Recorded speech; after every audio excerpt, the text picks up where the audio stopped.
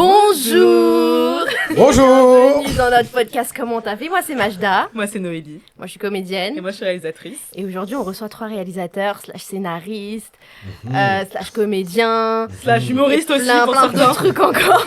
Continuez, encore. On va augmenter les superlatifs / des personnes incroyables qui ont accepté de faire notre podcast aujourd'hui avec on nous. vous remercie énormément, on est super content de vous avoir. Exactement. Bah maintenant on va vous présenter.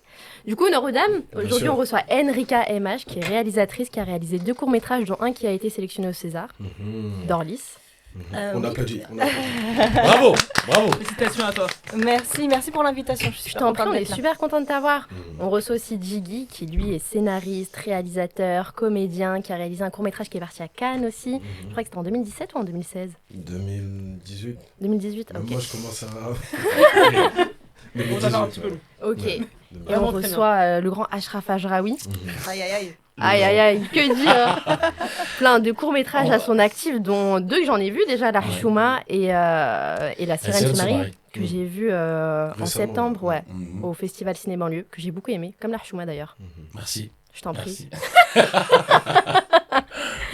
Et alors, est-ce que vous voulez vous présenter un petit peu votre parcours ou bien je le fais, c'est comme vous voulez. Vas-y. Non, je t'en prie. Non mais vas-y toi, ou alors vas-y Ok. si tu veux. Bah, du coup, moi, Après, on je peut sais... compléter. Vas-y. Moi, je sais que toi, Enrika, t'es née dans le 18e à Paris.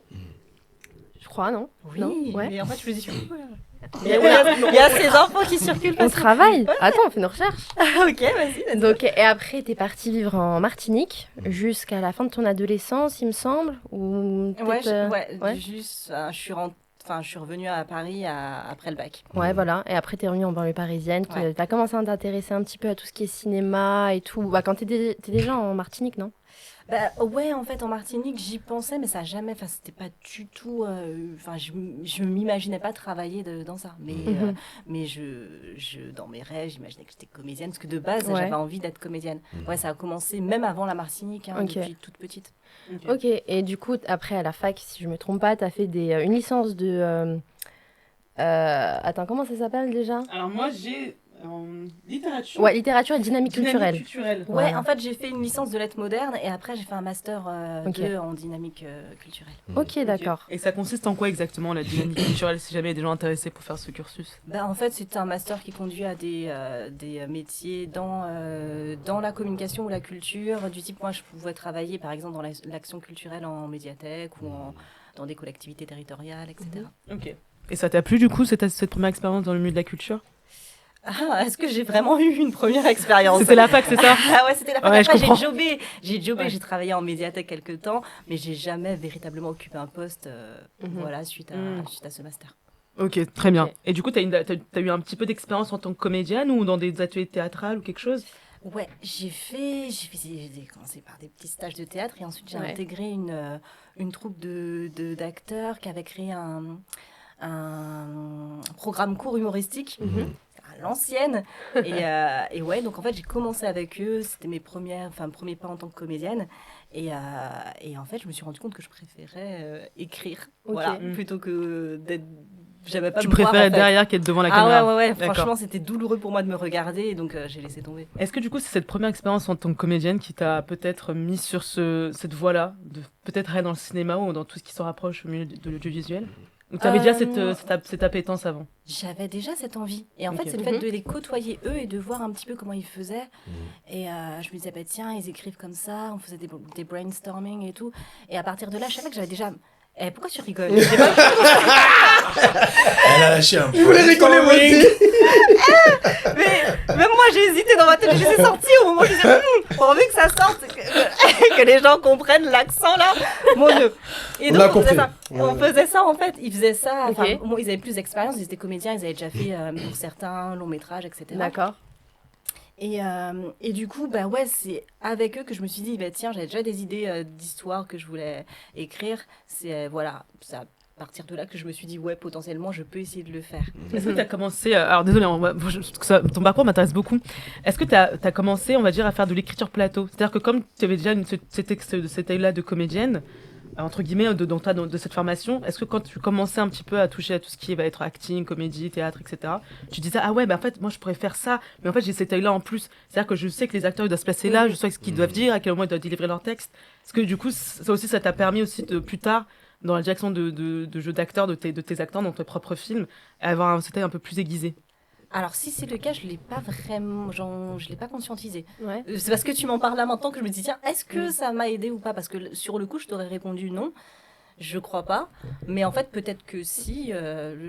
Ouais, peut-être. Parce qu'on a vu du coup que tu avais fait une formation au CEFPF pour la direction d'acteurs. Ouais. Parce que du coup, même si tu as une formation de comédienne ou que tu as été comédienne, je pense que la direction d'acteur, ça reste quand même assez différent, c'est assez spécifique, surtout quand tu es réalisateur et que tu veux que tes comédiens jouent d'une telle manière pour telle ou telle scène, enfin, la manière dont tu as écrit ton scénario, etc. Est-ce que ça t'a beaucoup aidé? La formation? Ouais. Ah oui, absolument. Mais franchement, c'était une découverte. Et puis, je me suis rendu compte que c'était déjà une vraie compétence. C'est pas évident. Ouais. Et qu'en fait, moi-même, je n'avais pas souvent été dirigée en tant que comédienne et les comédiens ont besoin de ça. Ouais. Moi, je sais que, je sais pas, toi, ton expérience de comédien, H, ou même toi, Jiggy, si ça vous manque, si vous avez besoin d'être vraiment dirigé, parce que moi, je sais qu'à l'époque, j'avais besoin d'être rassurée sur plein de choses. Et donc, le fait de faire cette formation-là, ça m'a aussi permis de tester des choses. Ok. Et ouais, j'ai senti un avant, un après. Hein. D'accord. Et puis, je trouve que c'est toujours un peu chouette de voir comment tu as une matière et tu te dis comment je peux obtenir ça, etc. Et ouais, franchement, c'est une formation hyper chouette. Et je crois que je suis J'ai un peu dérivé, je sais plus exactement c'est quoi la question. Bon, c'est vraiment ta vie. C'était la question. La question. Non, c'était une très belle déviation, t'inquiète pas, tout va bien. Exactement. Et du coup, qu'est-ce qu'on peut dire un peu plus sur Enrika? Sur Enrika, déjà, je pense que c'est des points qu'on pourra un peu plus, dont on pourra un peu plus approfondir après, parce que c'est surtout sur l'écriture de tes 2 courts-métrages, parce qu'il y en a un qui a pris un peu de temps à se faire et tout. Et ça, on aimerait bien un peu le faire en comparatif avec Jiggy et Ashraf pour voir un peu les expériences qu'ils ont eues, eux. Du coup, on va passer à Jiggy. Okay. Donc toi, Jiggy, tu viens de... Normalement, c'est H, c'est mon aîné de quelques années. Non, parce que si je commence à dire ça veut dire que je suis la plus vieille. Et en fait, je pointe le doigt sur ça. Comme vous voulez. Vas-y, mon ref. Vas-y, ok. Vas-y, Jiggy. Du coup, tu viens de Grigny-la-Grande-Borne. Yes. Attendez, je précise juste que c'est pas Jiggy Diarra, le footballeur malien international. Je pense qu'on t'a déjà fait là. On m'a déjà fait. Ouais, exactement. Je te précise, ce n'est pas lui. Et le footballeur, souvent, on pense qu'il est le réalisateur. On me dit, c'est vous, pas le Il fait non, moi je vous. Ah ouais. Par contre, c'est super marrant. Tu l'as déjà rencontré en vrai, Jiggy Diarra, footballeur? Non, peut-être un jour. Peut-être un jour. L'appel est lancé si jamais. Moi, je savais même pas qu'il y avait un footballeur qui s'appelle Jiggy Diarra. Si, personnel malien. En France, ce nom, il est pas très répandu, mais c'est vrai qu'on m'a dit, il y en a pas mal quand même. Parce que du coup, Jiggy, ce nom, on a appris que ça voulait dire espoir en bambara, c'est ça? C'est un très joli prénom et du coup, qui va peut-être influencer ton parcours, que tu vas nous expliquer un petit peu. Ah, mais complètement. En fait, déjà, je vous salue. Noélie, Majda, Marie derrière la caméra et toutes les personnes qui vont regarder et écouter ce podcast, on vous salue. Merci pour l'invitation. Je t'en prie. Content d'être avec Ashraf et Enrika. Et moi, Diarra Jiggy, 32 ans, je viens de Grigny. Je suis d'origine malienne. Et ouais, mon prénom veut dire espoir et mes parents ils m'ont donné les outils dès ma naissance pour pas me perdre, si je peux dire ça comme ça. Dans le sens où mon nom, ça veut dire espoir. Mon prénom, ça fait référence à l'animal, le lion. Donc voilà, c'est comme si, avant même que je puisse parler, avoir l'âge de raison, ils m'ont dit, voilà, toi, voici ton épée, ton bouclier. Essaye de faire les choses comme tu peux et de viser l'excellence, quoi. Donc voilà. Ok. Voilà. Du coup, moi, j'ai vu que tu avais commencé à faire des cours de théâtre au collège, c'est ça? Yes. Parce que ton père, déjà, il t'avait un peu... Je tiens à saluer... Il n'y a pas de notes, hein. Il n'y a pas de notes, c'est tout ça dans la tête. Mais respect. Ce matin, on était en train de se préparer, de se maquiller et tout. On était là, on va refaire leur copier, comme ça, on aura tout dans la tête. C'est littéralement ce qui s'est passé ce matin. Oui. Ah non, j'étais en train de me lisser les cheveux, elle est en train de se maquiller. Respect, les sœurs, respect. Il y a une bonne mémoire, là, vraiment. Aïe. Attends, du coup, j'ai plein de petits détails. Donc, c'est ton père qui t'a fait un peu découvrir le monde. Mais j'ai pas besoin de parler. Tu sais quel film? Non, Il y a Yamakasi et les films oui, de non, mais Gosling. attends, mais ça, oui, attends, mais frère, elle me... J'ai pas besoin de parler, ça y est, Allez, c'est 1-0. bon. Au revoir, merci. Égalité balle au centre. Bah, attends, mais moi, je vais dire un autre truc. C'est monsieur Rothman, ton professeur du collège, Non, on applaudit. Non. qui a un peu vu ton potentiel et tout en tant que comédien pendant les pièces de théâtre. Voilà, ça là, tu l'avais pas, hein. C'est les règlements de compte. Je l'avais carrément. On Mais vous parce que laisse. j'ai pas envie de mettre un ennemi KO, tu vois. KO premier round, on n'en parle plus. Moi, j'ai pas une épine dans le pied. Ok. Oh Je savais. Je sens la... Elle était bonne. En plus, c'est un caméra comme moi, je pouvais pas la louper, c'est vrai. On va parler après. On revient s'il vous plaît. On revient donc au podcast. Et du coup... Vas-y, pas. Et Monsieur du- Rothman. Voilà, et du coup, en fait, suite à ça, tu découvres le film Yamakasi, tu dis, bah, il y a des gens comme moi qui arrivent à se faire une place dans ce milieu, donc pourquoi pas moi? C'est ça. Et tu dis, déjà, tu viens d'un milieu, en fait, où tu sens que tu vas avoir des barrières un peu dans la vie, et tu dis, moi, ce qui peut me sortir de ça, c'est les études. Ouais. Donc, déjà, tu as réussi à avoir un bac littéraire, et ensuite, tu as fait une licence de droit, si je me trompe pas, et après, tu as fait une formation au centre de l'image et... Citoyen, si je dis ouais. pas de bêtises. L'école des métiers de l'information. Voilà, à de l'EMI, l'information. À Paris, ouais. Et... Ah oui, tu es. J'en parle pas tout le temps, mais. Je rigole. Monsieur a travaillé, hein. Ah, je rigole, Bravo. je rigole. Merci. Et du coup, je crois que t'es partie à la Fémis aussi. Yes. T'es parti faire un stage à la Fémis, plus précisément, non? Non, c'est une formation D'accord. courte d'1 an et demi. Ah, c'est la résidence, c'est ça? C'est ça, Ok. exactement. Moi, j'ai eu la chance et l'honneur d'avoir fait la première promo. Je dis la chance et l'honneur parce que ceux qui présidaient ce programme, c'est Raoul Peck et Marc Nicolas, paix à son âme, ancien président de la Fémis. Et moi, c'était la première promo.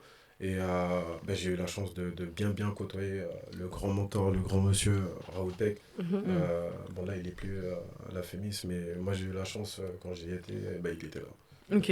Est-ce que tu peux un peu expliquer pour les gens peut-être qui connaissent pas, parce que la Fémis du coup c'est une grosse école gratuite en France de cinéma, qui est une des plus réputées d'ailleurs même dans le monde. Ouais. Et donc ils ont lancé un programme il me semble en 2016-2015 qui s'appelle la résidence pour justement ce que les jeunes étudiants qui viennent d'un milieu un peu plus modeste puissent en fait se former un an à la Fémis. En gros, comme tu as dit, c'est une très grande école de cinéma qui malheureusement a cette image d'être très élitiste, de reproduire tout le temps le même cinéma, de prendre tout le temps le même type de personnes, de cinéastes tout simplement. En fait, c'est le temple du cinéma français. La plupart des réalisateurs et réalisatrices viennent de cette école.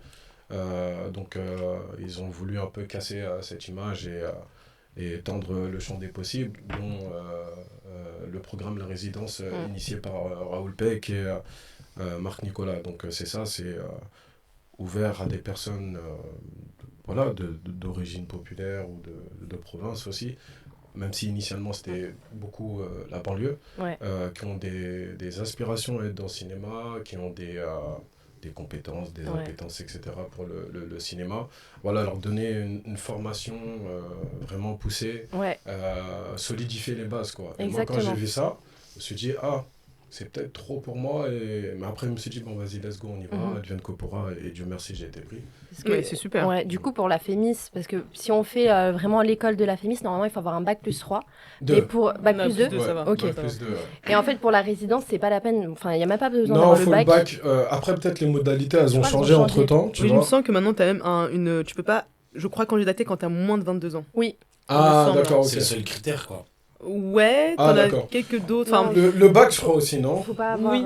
En fait, faut Faut pas pas avoir un bac dépasser. plus 2. Faut pas dépasser Ouais. le bac plus 2. Exactement. Et moi, j'ai eu de la chance, j'étais à plus 1. Donc, oui, donc ouais, j'ai t'étais full, j'ai quoi. j'ai eu Ok. la chance, j'avais l'âge et le niveau de diplôme requis, on va dire. après, je pense que si vraiment quelqu'un se montre motivé, Oui. voilà. Enfin, c'est juste des modalités pour pas qu'il y ait... De base, c'est pour les personnes justement qui en ont besoin. Faut pas que Exactement. tout le C'est monde- Mais qu'on se dise les choses, c'est de la discrimination positive. Ah, bah, totalement, c'est totalement discrimination on positive. est en plein dedans. Après, moi, je sais que c'est un échange de bons procédés. Je sais que ma venue, mon profil et celui de mes camarades, ils ont un intérêt. Et moi aussi, j'ai un intérêt d'aller là-bas, de prendre justement les outils, de me former et puis après pouvoir moi aussi aller dans le monde et raconter mes histoires, quoi. Ok. Voilà. Bah oui, enfin, on échange de beaux procédés, C'est exactement. ça, c'est ça, c'est Exactement. ça. Et voilà, nous, après, par la suite, on en parle beaucoup tous les trois. si voilà, notre cinéma arrive à avoir un certain écho, etc., de nous-mêmes, de pouvoir donner des perspectives d'émancipation pour nos petits frères et petites sœurs, et même des personnes plus grandes aussi, parce que souvent, quand il y a ce genre de dispositif, on pense direct la jeunesse. Mais pour moi c'est mon point de vue, il y a des gens, ils mettent du temps un peu avant de trouver ce qu'ils veulent faire. Ouais. Et c'est pas l'apanage de la jeunesse, c'est pas l'apanage de la vingtaine, ou voilà quoi. Donc, moi je pensais comme ça déjà il y a... alors que j'étais dans les clous.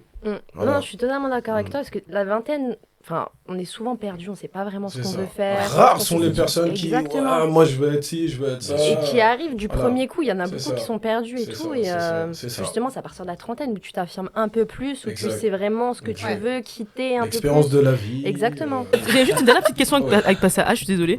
Vous avez fait, vous deux, la formation, entre guillemets, la résidence Guindos Festival, c'est ça Tous les trois, en fait. Ok, tous les trois. C'est Jindou. Voilà. C'est Jindou. C'est Jindou et pas Guindou. C'est Jindou. C'est Jindou. Ok, très bien. C'est là-bas qu'on s'est rencontrés en 2016. Ok. Moi, j'avais fait. Moi, j'étais en 2014. J'avais fait La Ruche en 2014 et j'avais là-bas commencé à élaborer mon projet de court-métrage, le premier là-bas. Et Dieu merci, j'ai intégré la FEMIS et j'ai pu faire le court-métrage et. Par respect pour eux et pour aussi eux montrer à leurs partenaires, etc., que voilà, nous ce qu'on fait, oui, c'est un échange de bons procédés, nous ce qu'on fait avec La Ruche, etc., il y a des petits résultats, voici tel ou tel film, et moi je faisais partie du lot, donc j'ai montré mon premier film là-bas, Natou pour elle, et c'est comme ça que je les ai rencontrés. Et... En fait, au moment où lui présente Natou pour elle à Jindou, à ce moment-là, on intégrait la résidence. C'était mes petits, tu vois. Pardon. La formation de tout. Et aucun de vous n'a connu, parce que je pense que vous n'étiez pas encore là quand elle est arrivée, Maïmouna Doucouré qui est venue en 2013. Elle est venue C'était juste avant lui. Ouais, un an avant moi. Et comment je l'ai connue tac, je sais plus, mais 2014, voilà, on a été connectés. Ouais, okay. Avant que... Dieu merci pour elle, son court-métrage Maman c'est ça voilà c'est ça. Et toi Ashraf du coup moi je te la fais courte, je m'appelle Ashraf Ajraoui, merci pour l'invitation. J'ai 37 ans, je suis originaire du sud de la France et je suis arrivé à Paris il y a un petit moment déjà et je suis un jeune auteur, réalisateur, voilà pour la faire courte. Et je suis passé par la résidence de Jindou et puis c'est comme ça que j'ai rencontré mes deux alliés. Et c'est vraiment ça, désolé, je coupe, c'est allié, acolyte, c'est vraiment slash important. Ami, slash frère, slash le sang de la sangrée, voilà, mais c'est vraiment important parce que,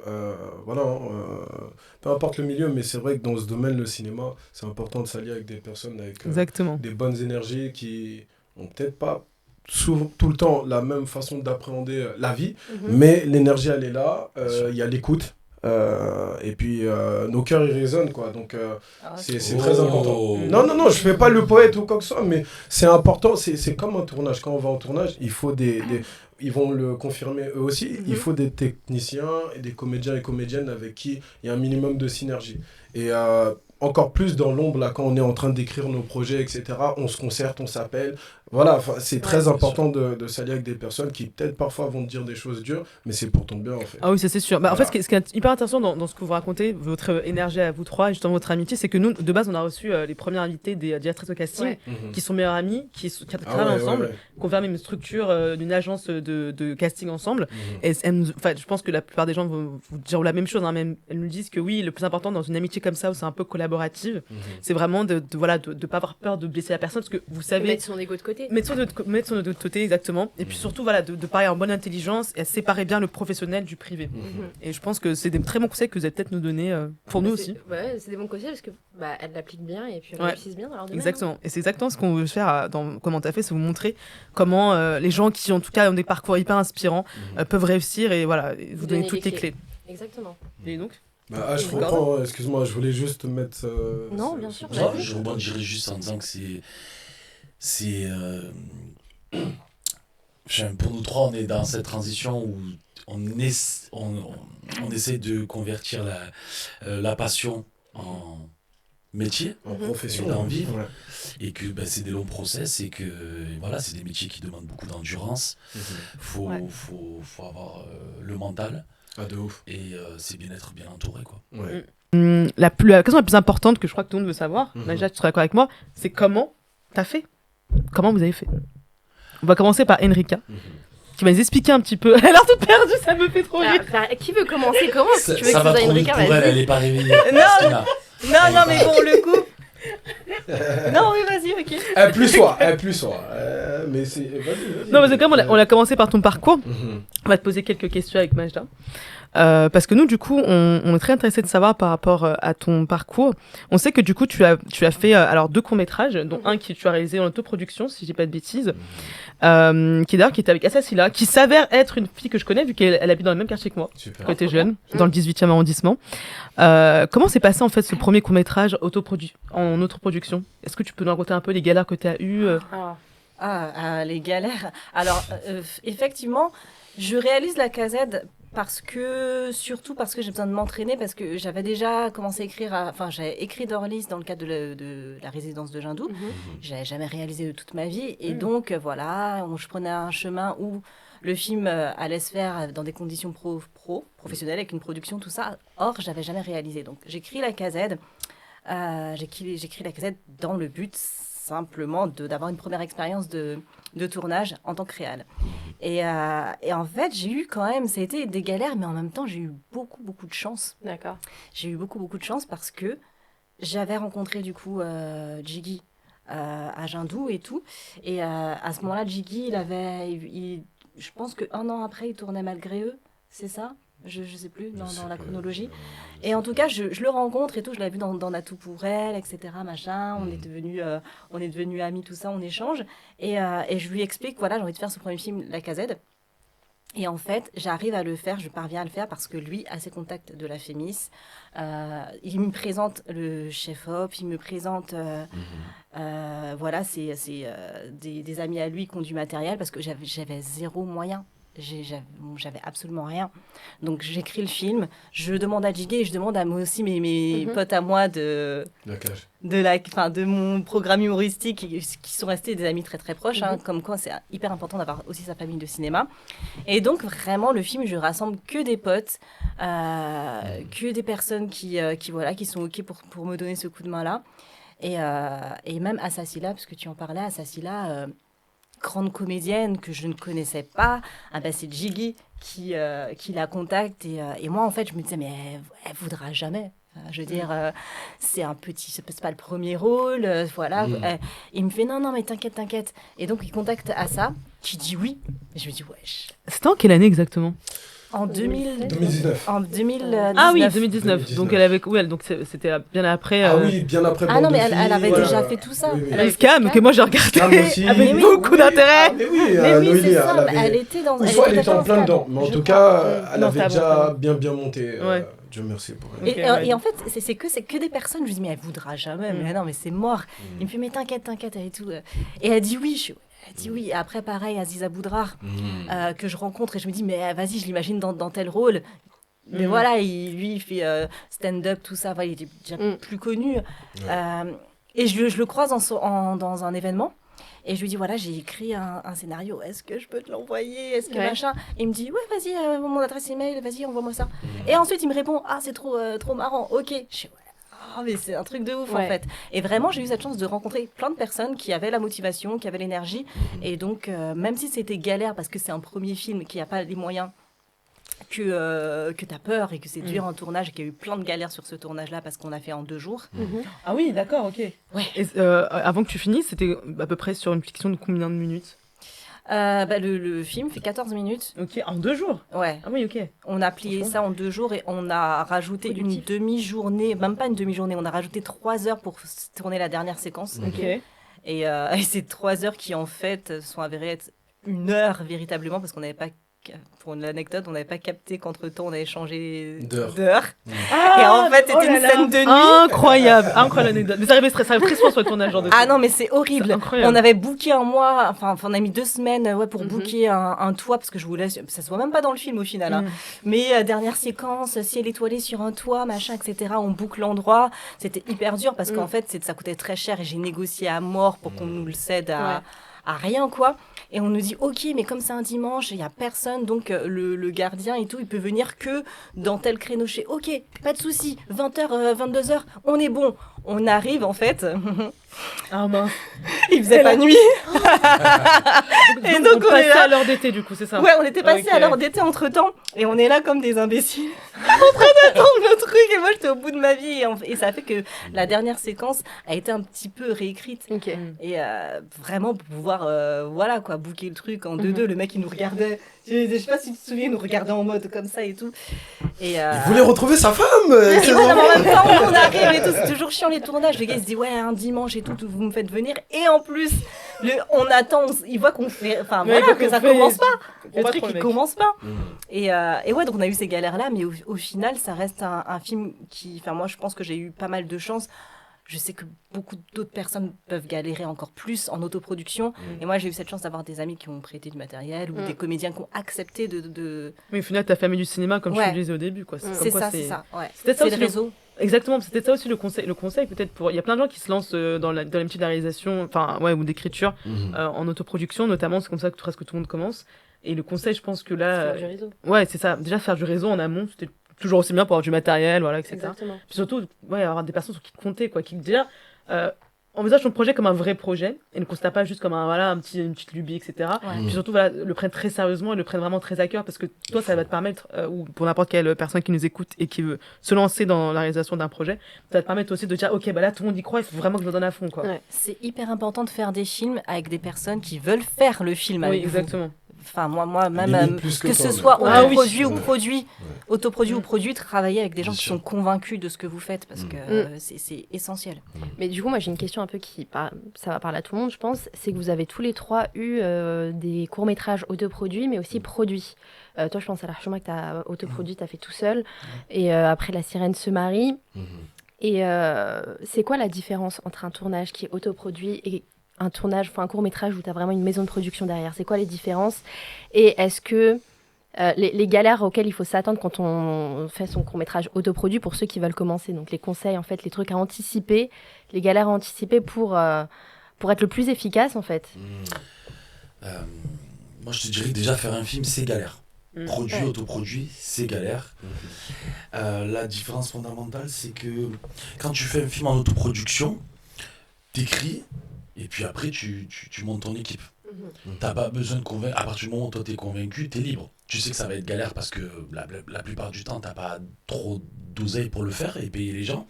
Elle est là la difficulté principale. Mais quand t'as un peu de matos, que t'as des potes motivés, tu peux y aller. Un court-métrage produit, il faut quand même savoir qu'un court-métrage produit, ça peut se échelonner sur 2-3 ans. La recherche de financement. Tu vois. Donc, et puis les gens qui disent, et quand on finance les scénarios, ça passe par des commissions, il faut convaincre, quoi. Donc là, quand t'as pas une commission, on te fait des retours. Donc ça questionne ton scénario, tu creuses, tu réfléchis beaucoup, tu réécris beaucoup. Donc je pense que la différence principale, c'est le temps entre les deux, parce que si aujourd'hui, cet après-midi, on écrit un court-métrage et qu'on a une caméra, Marie qui est là, elle prend sa caméra, on y va, on peut tourner un court-métrage et on le fait dans une liberté totale. Or que quand tu es produit, tu dois rendre des comptes, tu dois convaincre. Et voilà, je sais pas si ça répond à la question, en tout cas, c'est la première chose qui me vient en tête. Non, mais je suis d'accord, surtout sur la question de... En fait, pour moi, la vraie différence, évidemment, sur le film produit, on a un peu plus de confort, dans le sens où on est accompagné, parce que les techniciens sont rémunérés, ce qui fait une vraie différence, parce qu'ils viennent faire leur job. Voilà quoi. Donc ça facilite également la post-production. Je pense que la post-production d'un court-métrage autoproduit, c'est une vraie galère. C'est une vraie galère. Mais là, c'est la débrouille, que ça soit... Parce qu'en fait, comme tu dis, on a fait 3 courts-métrages. Les 3 premiers films qu'on a fait, c'est des films autoproduits. C'est Rachid System, c'est guérilla. Heureusement, aujourd'hui... Moi, en fait, ce que je veux dire, c'est... heureusement, aujourd'hui, on a Internet, on a YouTube, on a les réseaux sociaux, ça va très vite, ça peut aller très vite. Et il suffit, tu fais une story, tu demandes à un pote, c'est la débrouille, quoi. Tu débrouilles toujours pour avoir comment on fait ça, comment on fait ci, quand tu sais pas, Moi, le premier, Casio, je l'ai monté avec des tutos YouTube. Je regardais des heures de tutos, et je le montais, et puis quand j'arrivais à ma limite, j'ai fait appel à des mecs plus aguerris, quoi. C'est pour l'Archuma, celui-là? Ouais. Mais t'as fait un miracle avec des miettes, hein. Comme Miracle. Mais si, parce que l'Archuma, ça a fait quand même beaucoup de festivals. Ah oui, arrête, faut dire les choses telles qu'elles sont, tu vois. Bah justement, c'est peut-être la preuve s'il en faut une plus, que justement, c'est pas parce que tu peux avoir tous les moyens du monde. Faut déjà avoir quelque chose à raconter. Voilà, si t'as rien à raconter, voilà, les dernières Marvel qui sortent. Excuse-moi, l'histoire est très pauvre. Bon, c'est des trucs de franchise, donc c'est peut-être rien à voir, mais t'as plein de films, tu vois, qui ont des milliers de sous, voilà, dépensés dans la CGI, les acteurs. La plupart pas dans le casser des acteurs, hein, sachez-le. Mais voilà, quand même, il y a des sous, et finalement, l'histoire ne raconterait. Alors que tu veux trouver n'importe quel court-métrage de n'importe quel réalisateur un peu indé que tu kiffes, tu regardes les premiers films qu'il a fait ça avec rien, il est parti avec, je sais pas, une myriade de prix, ou ça a été salué partout, tu vois. Je sais pas si vous connaissez un peu l'exemple de Robert Rodriguez, qui est un des cinéastes qui a fait Spice Kid, qui a fait... il a fait Desperado aussi, avec Desperado, Anthony c'est pas le mieux. C'est pas le mieux, mais je crois que c'est l'un des plus connus. 2002, ça, quelque chose comme ça. Non, c'était dans les années 90. Rien à voir. Okay. Desperado ? Ouais, c'était en 96, je crois. 98. Un truc comme ça. Okay. Et bah lui, par exemple, c'est un réalisateur qui paye pas de mine, mais qui a été ensuite repéré par Quentin Tarantino, qui a fait plein de films avec lui. Je crois Boulevard de la Mort, c'était avec lui. Exactement. Et qui, justement, a fait son premier court-métrage, mais qui est même pas un long-métrage, je pense, mais avec rien du tout. $10,000, mais rien du tout. Un long-métrage ? Ouais, un long-métrage. Il a fait ça avec rien. Bah attends, si t'as en vrai, si t'as un scénario, oui, bien t'as sûr. des gens qui... En fait, tu vois, tu peux même faire un film. Aujourd'hui, tu peux faire un film avec l'iPhone. Oui, en soi, oui. Tu vois. Mais ça me rappelle, Mathieu Longuette, il a fait, quand il était très jeune, il avait tourné dans un long métrage où il y avait pratiquement pas de moyens. Il est parti à Cannes. Ouais. Big up à elle. Je l'ai pas vu le film, mais j'avais vu ça. Mais il y avait Donoma aussi à l'ancienne. Oui, Gene Carano. C'est tous les films de... Donoma, c'était 150 €. C'était la punchline. Voilà, c'était un peu plus, mais il a réussi quand même à susciter l'intérêt. Et c'est vrai, quand tu regardes le film, il n'y a pas trop de moyens, mais il y a un propos. Comme tu dis, quand tu racontes une histoire, voilà. On peut fermer les yeux sur la qualité, en fait. Moi, je pense que si l'histoire est intéressante et tout, il n'y a pas les moyens qu'il faut, mais on peut être... Bien sûr. Le dernier exemple en date. Ouais, mais tu vois, par exemple, le dernier exemple en date, je sais pas si vous l'avez vu, Monkey Man avec Dev Patel et Dev Patel. Pas encore. Encore, j'ai hâte. Ouais, mais c'était un tournage, mais vraiment chaotique. Il a eu beaucoup plus ou moins de tous les gens qu'on vient de te parler, mais il a, à un moment, tout le Netflix l'a lâché, plein de boîtes de production l'ont lâché. Bon, il a fini par payer ça lui-même de sa poche, il me semble. Oui. Et vous voyez le film, et vraiment, le film n'a pas du tout l'air fauché, alors qu'il était au bout d'un an. Vraiment, je vous conseille de le voir, le film est vraiment bien. Il est en ce moment, je crois. Là. Ouais. Moi, je l'ai pas vu, mais enfin, bon, ça reste quand même des Américains. Le son et puis britannique, en vrai, britannique. Il a été ensuite financé par quelques poids d'américaines. Ouais, parce qu'il y a quand même. C'est produit par. Comment il s'appelle déjà ? Le réel, c'est qui ? C'est Jordan Peele. Ouais, Jordan Peele. Alors, c'est Dev Patel qui a écrit ce film et qui l'a réalisé. Ah, d'accord. Et après, oui, ça a été produit par la boîte. En fait, c'est parce que justement, toutes les boîtes l'avaient lâché, Dev Patel, et ensuite Jordan Peele a reçu le film. Il a fait, ah bah non, mais c'est trop bien. Bon, je vais le financer parce que voilà, le pauvre, il a personne, son premier long métrage, voilà. Putain, c'est ouf. Mais vraiment, il est pas mal, vraiment. Moi, c'était pas. On vous dit pas plus, on vous en dit pas plus, Majda, elle valide pas. En vrai, ça t'a pas waouh. Moi, ça m'a pas waouh, mais en fait, même si c'est pas forcément le film que j'ai préféré parmi tous ceux qu'on a vus, on salue quand même la qualité. Quand tu vois là comment c'est galère de faire un film, tu peux dire bon, c'est pas ce que je préfère, mais franchement bravo juste pour l'avoir fait. C'est ça. Mais comme il l'a dit, aller au bout. Il y a un truc qui est dans ta tête et lui donner naissance, t'entourer de personnes pour aller vers cette aventure de faire complètement le film, c'est un parcours du combattant. Parce que avant d'arriver au premier jour de tournage, les séances de doute, est-ce que même toi, tes pensées limitantes, tout ça, il y a tout un tas de choses qui font que tu peux abandonner. Et c'est beaucoup plus facile d'abandonner que de poursuivre et aller au-delà des attentes même que certains ont de toi en mode, c'est normal, s'il lâche ou elle lâche, c'est normal. Non, tu continues, tu vas à fond, il n'y a pas d'oseille, mais tu y vas. Et puis après, c'est pour ça que je me suis permis de dire, faire des miracles avec des maîtres, parce que ça parle, il y a un élan de sincérité en fait, tu vois. Ça parle, peu importe l'argent, ça parle. Que ce soit le cinéma ou les livres. Totalement. Et moi, je suis un peu l'hybride de la bande. C'est-à-dire, moi, tu as l'imprestion que mes films sont produits. Il y a de l'argent. Il y a de l'argent. Mais c'est dérisoire. C'est pas plus de 13 000 balles à chaque fois. Donc, pour les gens lambda comme ça, ils vont se dire, ah, c'est du zéo. Mais en fait, non, c'est pas beaucoup. C'est rien du budget pour un court-métrage produit quand tu payes tout le monde. Voilà, c'est ça. Casting. À la post-prod, c'est entre 50 et 70 000 euros. Mais comme on a dit, nous, d'où on vient, tout ça, nous, c'est Hessland, voilà, sans faire de la victimisation ou quoi que ce soit. On serre la ceinture depuis nos premiers pas. Donne-nous les 10 000 balles, on va essayer de te faire quelque chose sans prétention aucune, tu vois. On va essayer on peut s'exprimer avec ça, bah vas-y, let's go, tu vois, c'est tout. Mais totalement. Et moi, c'est une autre question pour les jeunes réalisateurs. Je suis partie au Festival Ciné Banlieue au début de l'année, tu y étais. Je ne sais pas si vous êtes partis aussi. Oui. Si, pardon. Si. Ouais. C'est nos festivals préférés. C'est ça. Moi, j'ai beaucoup France aimé, et Ah bah oui, et on leur doit beaucoup aussi. On leur doit beaucoup. Et tu es parti, attends, avant de finir, excuse-moi, je te coupe 2 secondes, à Clermont. Ouais. Regardez un petit peu. Ouais. Jamais allé, c'est bien. C'est charmé. Clermont-Ferrand, pour ceux qui ne connaissent pas, c'est le plus grand festival de court-métrage d'Europe. Oui, c'est ça. Au monde, je crois. Mondial. Ouais. Il y a un top 3, ils sont dedans, en tout cas. En tout cas, s'il y a un top 3, ils sont pas 3, vous voyez ce que je veux dire. Voilà, c'est ça. Et qu'est-ce que j'allais dire ? Oui, du coup, il y avait une masterclass de Olivier Nakache. Et en gros, lui, il disait qu'ils avaient galéré un petit peu avec Eric Toledano pour faire leur premier court-métrage. Il avait donné un conseil, c'était... on en a parlé ce matin avec Noli, elle était d'accord, mais à moitié, elle va vous donner son argument. Ah, c'est pour ça les embrouilles là depuis le début. Non, ça c'est depuis qu'on se connaît, depuis 4 ans. C'est ça. Et qu'en gros, si on a envie de réaliser, mais qu'on ne sait pas de quoi parler, qu'on ne sait pas vraiment comment faire, le plus simple parfois, c'est de partir de soi-même. Donc, de choses qu'on connaît, ça peut être des situations qu'on a vécues, c'est ça.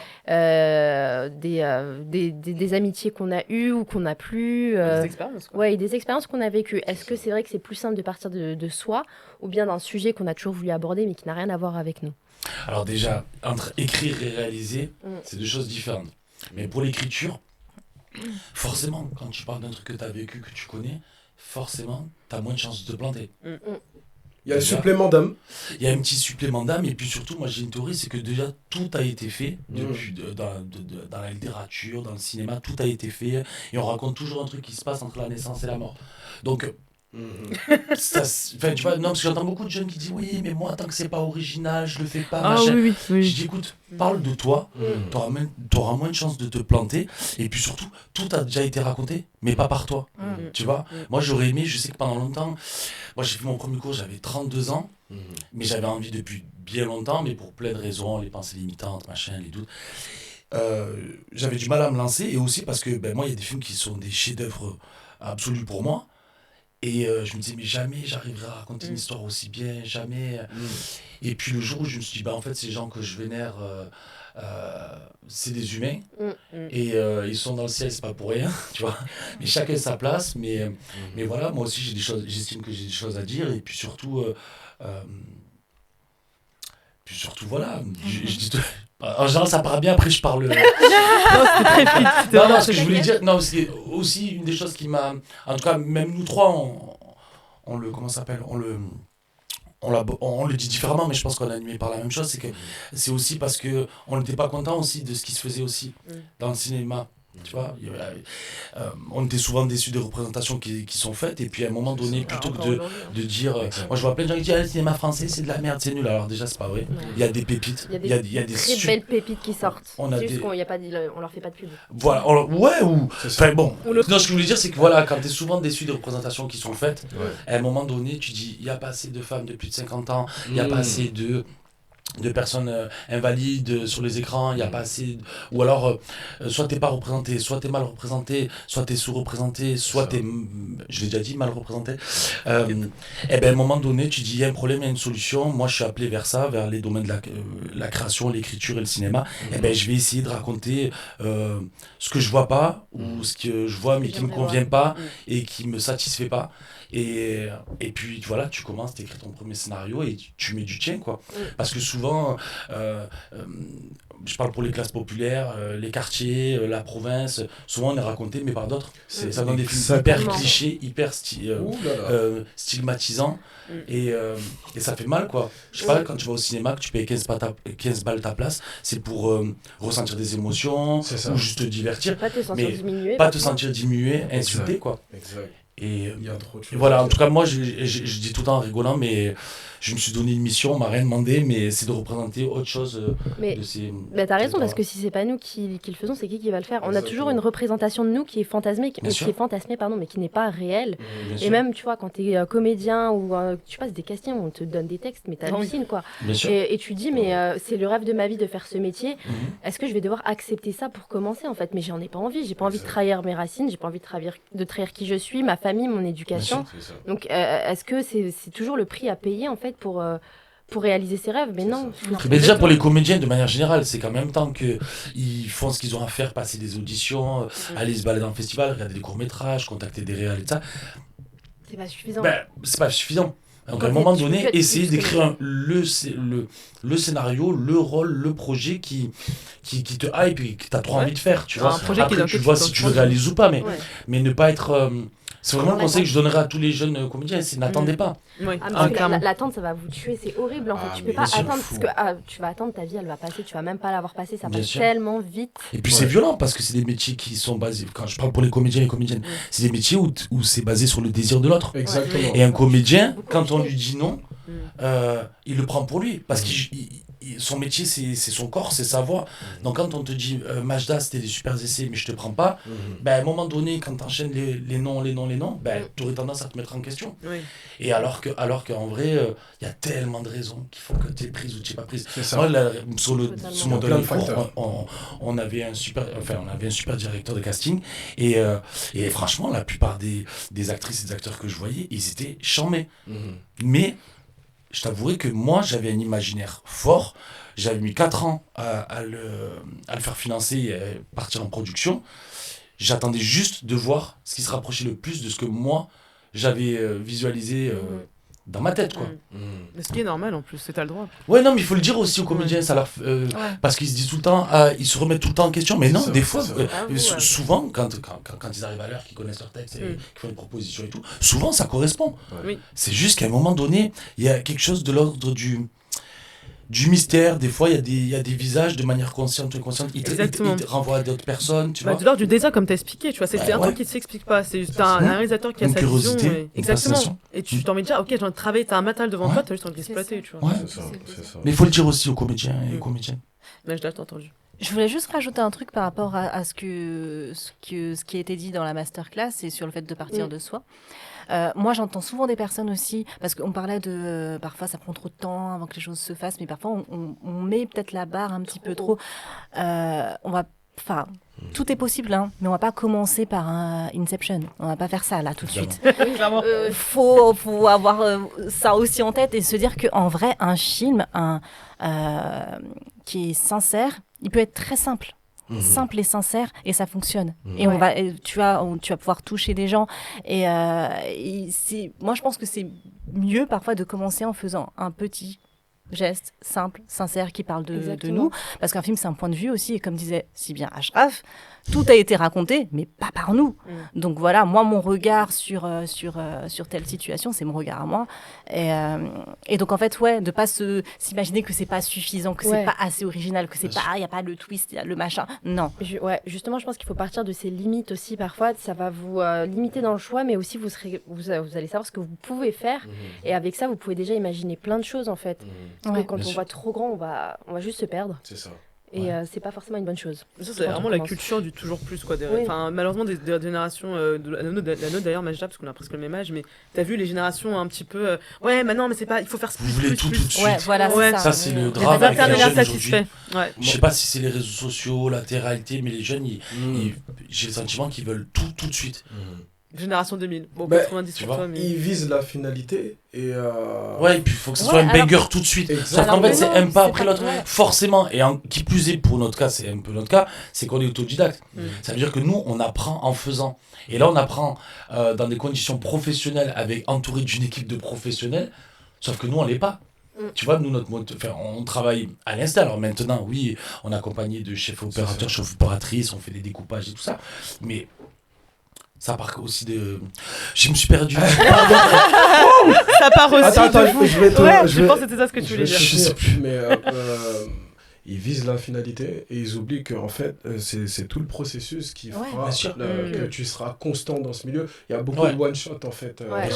Et pour pas être dans ça, pour pouvoir continuer de proposer au monde ta narration, et ben dans l'apprentissage, il faut prendre chaque leçon comme si c'était un truc un mantra qui te resservira plus tard, comme ça après mais déjà aller au bout d'une œuvre. Exactement. Tu vois, parce que moi on me dit souvent ouais mais moi je vais faire des festivals machin. Ça c'est du bonus. Exact. Tu vois. Et puis au plus vous allez professionnaliser, au plus il y aura d'autres targets et c'est normal et il faut avoir des mais au début rien que d'aller au bout de quelque chose. C'est quand même fou cette histoire. Ça part de toi qui ouvre ton clavier, une page Word blanche, tu dis je vais faire ci, je vais faire ça. Puis un jour c'est incarné par des comédiens et des comédiennes. C'est ouf. Et tu le tournes. Ouais. C'est toi qui fais tous les choix. Là où tu passes la caméra, le choix des acteurs, le choix des actrices, le montage. Et puis tu vas au bout et puis un jour c'est vu en grand par des gens. Enfin je veux dire. Quelle sensation. C'est fou, mais après, les gens savent pas qu'entre le moment où c'est pensé et c'est vu par les gens, t'as fait 3 dépressions. Grave. Franchement, c'est la galère. T'es gentil. Ouais, je suis.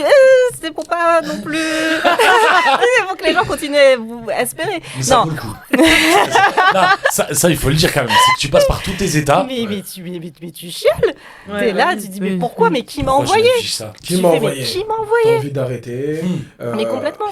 Plein de choses. Moi, là, je suis en post-production de mon 3e film.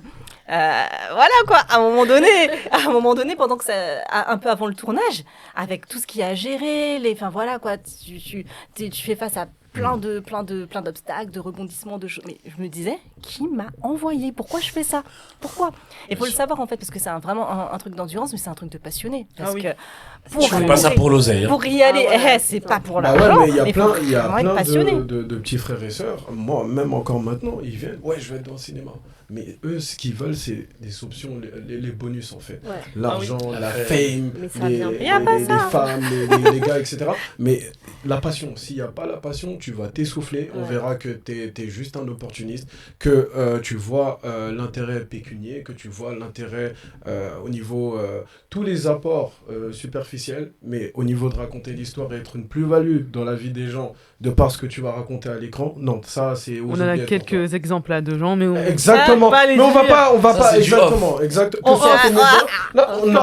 On a peu importe le niveau. Enrica, elle jubile, elle a trop les croustilles. Peu importe ton niveau, que tu sois bien établi avec des appuis ou tu viens juste de commencer, on a tous à notre échelle des personnes. Voilà. Quoi. Ah oui. Voilà, je vais m'arrêter là. Non, mais en vrai, avant l'argent, les cheveux blancs, c'est ça la réalité. C'est le truc, c'est qu'on va beaucoup plus gagner de cheveux blancs à faire ça que d'argent dans un premier temps. Ah oui, non, parce que pour gagner beaucoup d'argent, déjà, il faut être en haut de la liste, tu vois, dans le haut du panier. Mais déjà, pour y accéder, c'est tellement dur. Juste pour qu'on t'en trouve la porte, c'est tellement dur. Ça peut être super compliqué. C'est pour ça, je suis obligé de rebondir vas-y. sur ce que tu as dit, on t'ouvre la porte. Et surtout nous, voilà, encore une fois, on n'est pas dans la victimisation ici, il y a que des guerriers et des guerrières sur la table, tu vois. Mais c'est beaucoup plus dur pour nous. Si t'es femme, racisée, si t'es un Renoir, rebeu, de cité, que ce soit de la banlieue parisienne ou de province, t'es racisé, c'est compliqué. Donc il y a ça. Ensuite, les rôles qu'on nous propose, les opportunités qu'on nous propose, c'est toujours selon leur prisme, ou leur fantasme, ou leur paradigme à eux, et on se reconnaît pas, on est lésé, etc. Donc, nous, au Mali, on dit, tant que le lion ne raconte pas son histoire, il sera perdant parce que c'est le chasseur qui la raconte à sa place. Nous, tu juxtaposes ça dans nos vies, c'est exactement ça. Et le monstre, il est tellement puissant que même nous, parfois, quand on a la possibilité de raconter nos histoires, on a tellement été imprégnés dans ça, on a grandi dans ça, que nous, on reproduit les mêmes schémas stéréotypants et tout ce qui va avec. Non, mais il faut dire les choses. Non, ce qui est vrai, c'est que c'est des métiers qui sont longs, ça demande l'endurance et que moi je le vois comme ça, c'est quand il t'arrive des galères et tout, c'est douloureux sur le moment, mais moi je me dis tout le temps, c'est pas pour rien que ça arrive. Ouais. On est. Moi je pense moi je suis croyant. Aussi. Moi je suis croyant. Je pense que Dieu il a un plan. Exactement. Et que Voilà, après, même si on n'est pas croyant, tu peux aussi te dire, il y a ce qui t'arrive et ce que t'en fais. Tu vois, il y a des gens... moi, si nous, on avance, je pense que c'est même pas une question de talent, parce que le talent, ça veut rien dire. Il y a des gens qui vont voir nos films, ils vont dire c'est de la daube, c'est ni fait ni à faire. C'est ça. Et il y a ceux qui vont dire, ouais, putain, c'est génial, moi, ça m'a touché, ça m'a parlé, nana. Donc, en fait, le talent, ça ne veut rien dire. C'est subjectif. Ça ne veut rien dire, pardon, je me suis encore perdu. Waouh! Il lui faut son 1er mai, c'est le muguet, je sais pas ce que j'ai. Ah oui, ça. C'est l'endurance en fait. C'est ça, c'est le fait de... Course de fond. Ouais. Oui, voilà, ce que je veux dire, c'est qu'en fait, pour moi, le talent, c'est d'avoir envie et de résister aussi aux refus, aux échecs. Et ça, sur ça, on n'est pas tous égaux. Moi, j'ai croisé des gens que j'estime être beaucoup plus brillants, en tout cas à l'écriture, machin, et c'est pas forcément ceux qui avancent. Parce qu'on gère pas tous les noms, tu vois. Quand on te dit non tout le temps, attends, quand tu vas 4 ans pour faire un film, c'est fou quand même, tu vois. Est-ce qu'il y a un moment où vous vous êtes dit, c'est pas péjoratif ce que je dis, c'est que tous les gens qui sont dans ce milieu se sont déjà dit ça à un moment, c'est est-ce qu'il faudrait pas que j'arrête et que je fasse un vrai travail? Parce que où là, t'es sûr d'avoir ton salaire à la fin du mois, certes, c'est pas forcément ce que t'es, mais t'as la sécurité. Surtout, je pense à toi, Ashraf, parce que tu t'es marié, t'as eu des enfants. Félicitations déjà, elles sont adorables tes filles. Et Inch'Allah, tu trouves un mari toi aussi. Inch'Allah. On remet la candidature. On remet la candidature. Le podcast, faut pas Fortuné Likaku. On va pas la marier celle-là. Inch'Allah. Comment t'as fait pour te dire je vais continuer? Parce que même moi, genre tu vois, je suis toute seule et tout, j'ai mes parents derrière sont là, mais... Plus pour longtemps là, ils ont bien compris je pense. Jeune demoiselle recherche un mec mortel. J'ai passé, Maja est là. Mais tu vois, genre, c'est Noélie toi aussi hein. Noélie là. Ouais, Noélie, ouais. Majda Beldi. Et Noélie, parce qu'elle est là, elle parle pas, mais elle aussi hein. Son Insta c'est Johnny Got This Gun. Voilà. J'avais retrouvé de toute façon, c'est sûr. Mais avec un blast comme ça fait peur. J'étais sûr que tu veux... Et c'est fait exprès. Mais je suis vraiment beaucoup trop jeune pour le coup là. Sorry hein. Non mais c'est vrai, t'es trop jeune. Marie elle se dit mais... Marie elle dit Alhamdoulilah, je ne suis pas dans le cirque. Je suis derrière la cam. Mais du coup, ouais, tu t'es pas dit à un moment, vas-y, là, je suis en train de m'établir, d'avoir des enfants et tout. Est-ce que c'est judicieux? Mais en soi, moi, je trouve que c'est très courageux et que justement, moi, je trouve ça super admirable parce que je me dis des fois, faut que je sais pas, il faut peut-être que je reprenne mes études, que je fasse autre chose en fait, parce que j'ai envie de me marier, j'ai envie d'avoir des enfants, j'ai envie de fonder ma famille, et j'ai l'impression que parfois c'est super compliqué d'allier les deux. Et comment t'as fait toi pour justement réussir à allier les deux et continuer malgré tout les doutes, etc. Déjà, moi quand je suis arrivé à Paris, je venais d'avoir le bac. Et dans mon cercle, même si je viens d'Avignon et que c'est le milieu du théâtre, dans mon cercle, il y avait peu de gens qui étaient dans le métier du cinéma. Donc quand je disais je veux faire du cinéma, je croyais qu'il y avait que moi, tu vois, que c'était possible. Quand t'arrives à Paris, tu te manges une claque en fait. T'es juste t'es one in a million quoi. En fait, il y a toute la province, tu vois. Moi, je me rappelle, j'étais comédien. Aux gens, tu le disais, ouais, j'étais comédien. Tu disais, tu bosses dans quel bar? Tu vois ce que je veux dire? Mais non, ce que je veux dire, c'est que j'avais pas de plan. C'est que j'avais pas de plan B.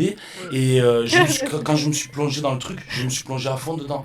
Jamais je me suis dit, j'ai un plan B, je vais continuer mes études. Peut-être que si c'était à refaire, j'aurais fait ça. Mais en tout cas, à ce moment-là, je me disais, mon plan A, c'est ça. Et j'étais insolent et j'étais persuadé que dans moins de 5 ans, j'allais tout péter. T'es arrivé quand sur Paris exactement? Je suis arrivé en 2006. On est en 2024. Ok. Voilà. Donc ça peut... Noélie, le temps qu'elle fasse le calcul, 2024, je sais pas, ça fait 16. Non, t'inquiète. Et donc ça, c'était la première chose, c'est que vraiment, je pensais pas que ça allait prendre autant de temps. Puis j'étais animé par la passion. Et puis surtout, moi, je veux tout. Tu vois, je veux tout. Ça fait longtemps que je bosse. Avant de faire mes films, je bossais déjà dans le métier du cinéma. Je bossais déjà. Et j'ai vu tout type de profil de carrière et tout ça. Et en fait, je sais pas, quand tu veux tout, tu trouves des solutions. Alors ouais, c'est plus challengeant. Tu as moins le temps. Parce que les enfants, ça te prend beaucoup de temps. Mais déjà, une femme aussi, ça te prend du temps déjà. Alors, les enfants, t'en as encore moins. Mais bon, voilà, tu trouves la solution à tes problèmes. Moi, j'ai aménagé ma vie pour avoir le temps et de vivre et d'avancer. Mais c'est sûr que si j'étais célibataire ou sans enfant, j'avancerais plus vite. Mais ça me va. Ça me va. J'ai confiance en l'avenir. Je pense que quand c'est encore des relents d'éducation, mais moi, je pense que quand tu travailles dur, ça finit par payer, ce qui est pas forcément vrai, en fait. Ce qui est pas du tout vrai, mais je suis encore dans ce mode-là et de me dire, voilà, je suis animé, je sais c'est quoi qui Ok, ça. Ok, bye. Non, mais je sais ce qui m'anime et voilà, j'y vais. On verra ce qu'elle nous réserve, Inch'Allah. Moi, je voulais rebondir sur le... poser une question aussi. Mais vas-y, je t'en prie, ma soeur, vas-y. Parce que du coup, tu as vraiment En France, on a cette mentalité où tu as vraiment le déterminisme social qui fait que même si tu travailles super dur, tu vois, outre-Atlantique, aux États-Unis, c'est tu travailles dur, tu vas réussir dans tous les domaines que tu veux. Alors qu'en France, tu as des trucs où c'est pas forcément vrai, tu as le déterminisme social, donc si tu n'y arrives pas, c'est pas forcément de ta faute, c'est qu'il y a plein de facteurs extérieurs qui font que... moi, j'aimerais bien savoir c'est quoi votre opinion là-dessus. Est-ce que c'est plus côté outre-Atlantique, plus côté français, ou il y a des nuances à apporter des deux côtés? Non, vas-y, parce que tu veux l'enchaîner. Merci. Moi, je pense... Oui, outre-Atlantique, les States, ils sont un peu plus dans... Ah ouais, si c'est un banger, je m'en fous, moi qui viens du Mexique ou du Maroc ou du Mali, etc. Je m'en fous de son background social. Let's go, ils ont un peu plus... C'est vrai que c'est une autre mentalité. Exactement, qui permet plus de choses peut-être. Exactement, beaucoup de certains de mes amis, comme les States, mais eux, ils n'attendent pas 3-4 ans pour faire ne serait-ce qu'un projet, en fait. C'est... Moi, j'aime beaucoup Miyamoto Musashi, un célèbre samouraï du japonais. Et il dit, dès que tu as un truc en tête, faut pas attendre trop longtemps avant de le faire. Parce que toi-même, avec tes pensées limitantes, avec l'environnement aussi, parfois dans lequel tu es, ça peut être notre famille aussi, dans l'immédiat, et voilà, qui peuvent ne pas comprendre le pourquoi du comment tu veux faire telle chose. Donc, par respect pour ton rêve, excuse-moi, des fois, il faut être égoïste, tu vois. Donc ça, ensuite...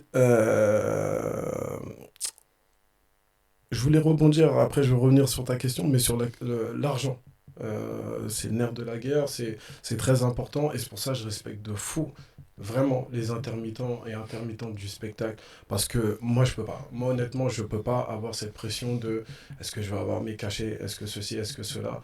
Il y en a, ils vont expliquer ça par la pression familiale. Voilà, on a un background qui est que pour rassurer nos parents, nos familles, ils ont besoin de voir qu'on a un salaire à la fin du mois et qu'on puisse respirer tout simplement. Moi, comment j'ai fait les choses, mon amour, il est toujours là, mais je veux quand même avoir le souffle nécessaire justement pour produire ce rêve qui est d'être dans le cinéma. Donc, je taffe à côté dans un domaine qui, je pense, est un apport pour moi et que je peux apporter aussi pour autrui. Et puis après, dès que j'ai le temps, dès que voilà, j'ai le souffle d'oxygène nécessaire, je reviens à l'attaque, mais full blast sur... le cinéma, quoi. Voilà comment je fais, moi, pour moi. Ok. Voilà. Et toi, Enrika? Je me disais qu'en vrai, moi, je pense sincèrement que non. On peut travailler dur, mais effectivement, il y a tellement de facteurs à prendre en considération quand on vient de quartier, quand on est une femme, peu importe. Tout ça, ça rentre en considération. Moi, je sais que encore une fois, c'est pas avoir un discours victimaire et tout ça. C'est pas du tout ça. Mais ouais, j'ai conscience qu'autour de moi, même dans le cinéma, dans les réals que j'ai pu croiser en festival, etc., j'en ai croisé pas mal. Je sens bien en fait qu'on n'a pas le même environnement, le même parcours. Quand tout à l'heure je parlais de la casette et que je disais que si j'ai eu la chance de le faire, c'est parce que j'avais ce réseau-là et que j'avais quand même des potes. C'est que à mon échelle, j'ai quand même eu cette chance-là, mais il y en a d'autres. C'est encore par exemple, tu demandais à Ashraf comment il fait avec femme et enfant. Ben oui, il y a ça aussi, ça à prendre en considération parce que t'as pas les mêmes moments, les mêmes possibilités de travailler. Moi, je sais que par exemple, là, je continue à faire ce que je fais, mais je travaille le soir. Moi, je suis pas intermittente du spectacle, donc oui, il faut que je gagne ma vie, donc je travaille le soir dans un internat. Et donc, en fait, j'adapte tout mon temps pour pouvoir travailler le cinéma en parallèle.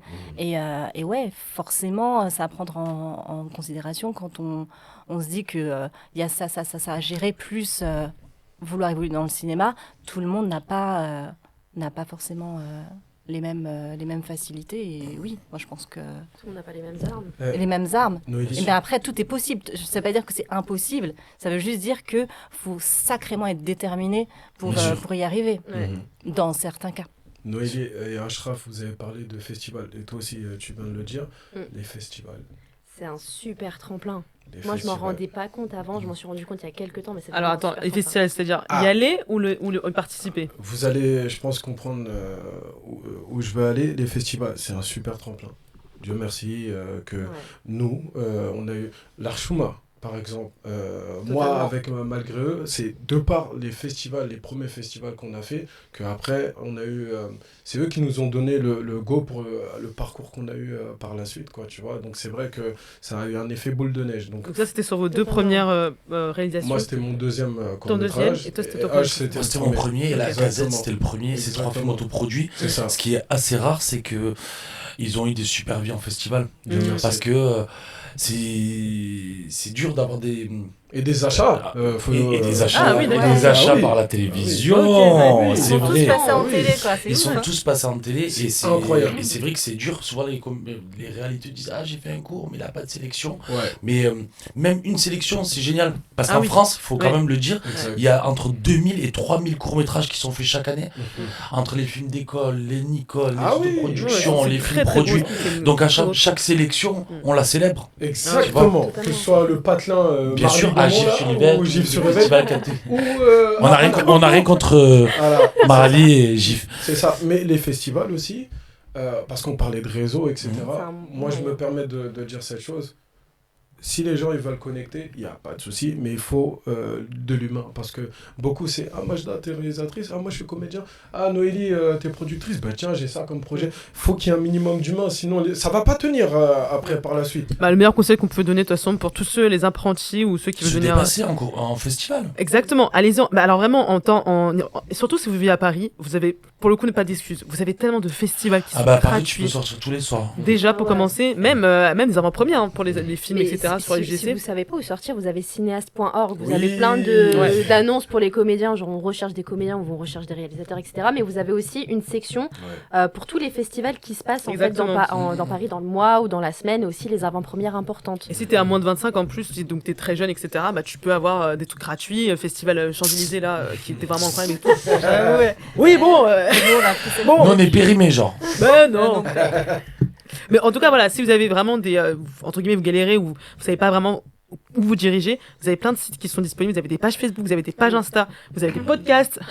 Donc on mettra des liens sous nos vidéos et sur notre post Insta pour que vous puissiez retrouver. Exactement. Non, mais en vrai de chez vrai, effectivement, quand je disais commencer par un truc court, simple que tu peux faire, ça à la portée de n'importe qui. Tu disais qu'un téléphone, on peut faire un film. Avec un film fait au téléphone, tu l'envoies en festival.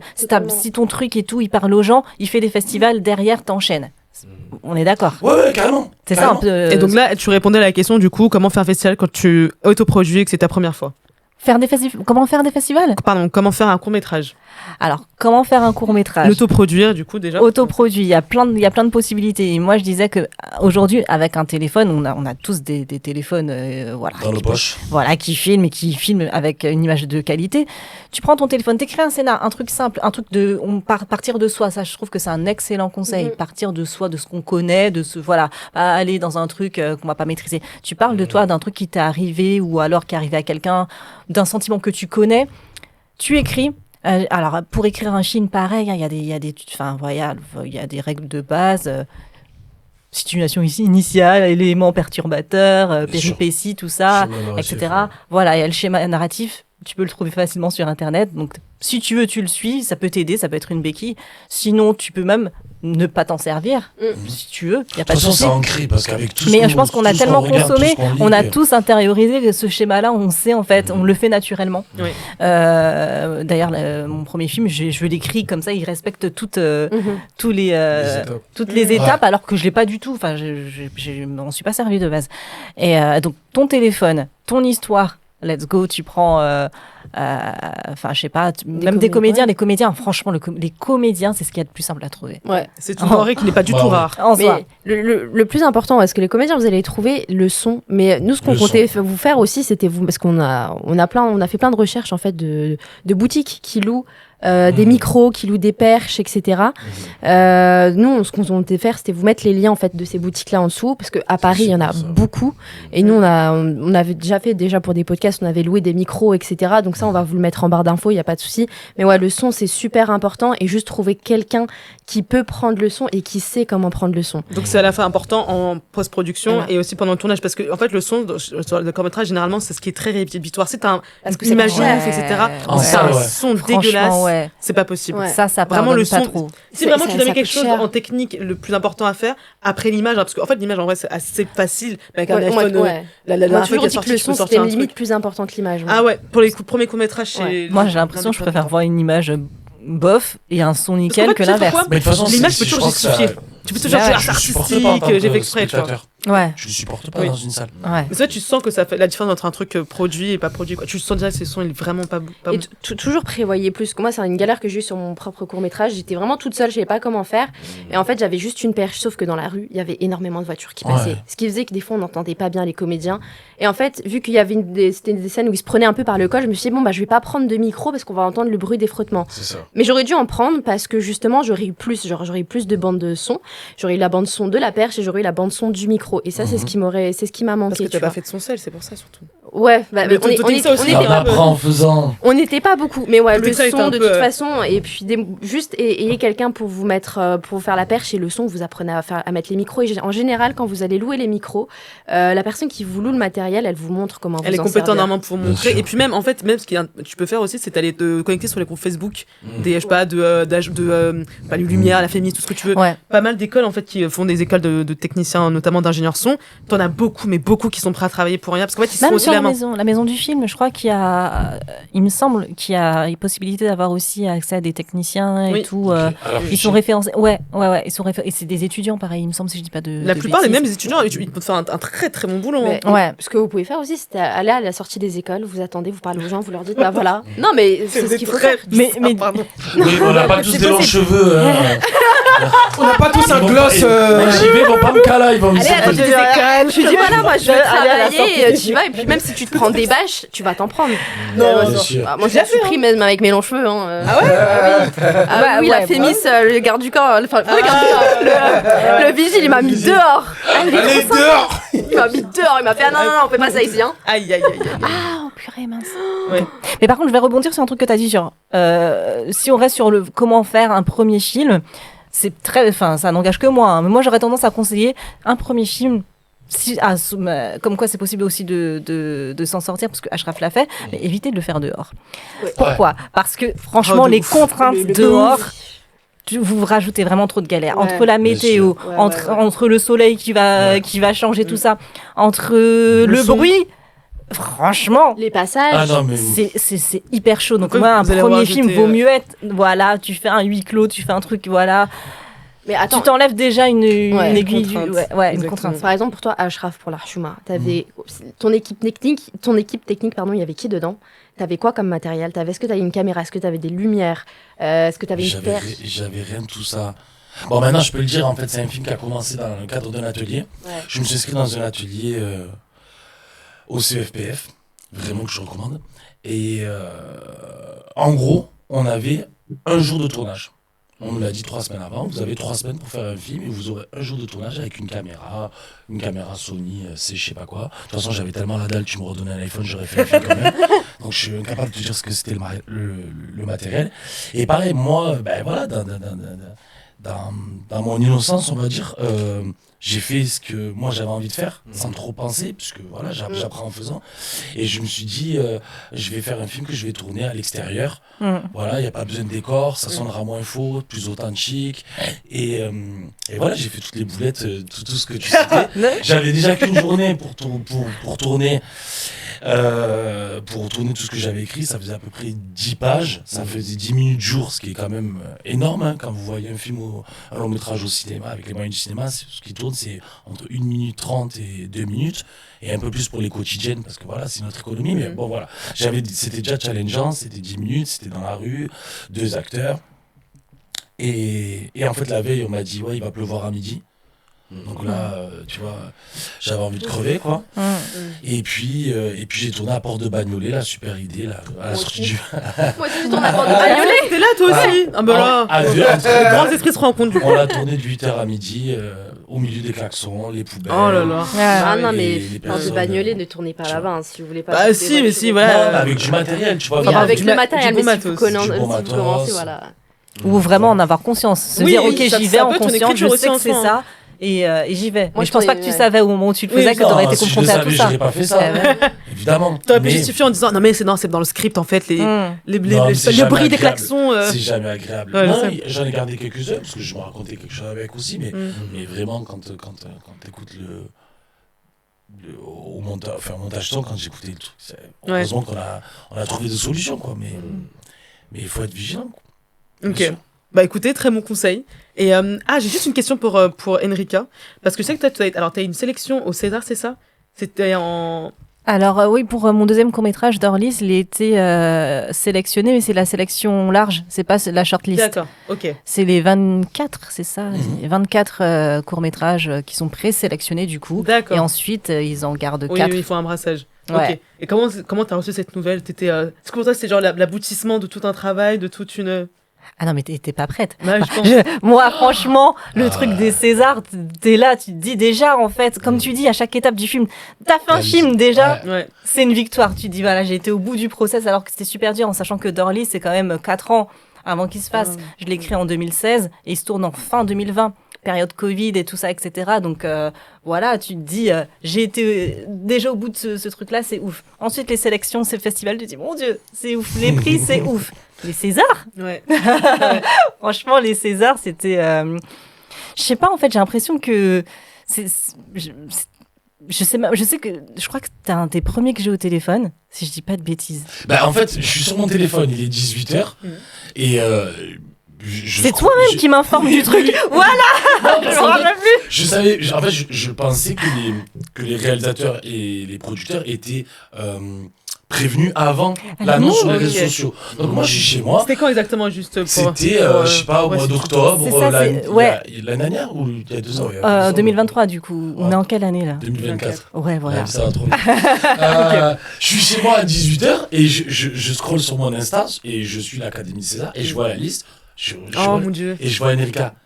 Et moi je me dis quoi? Elle le sait déjà. Forcément. Mais elle attendait, tu vois l'annonce. Donc je l'appelle et je fais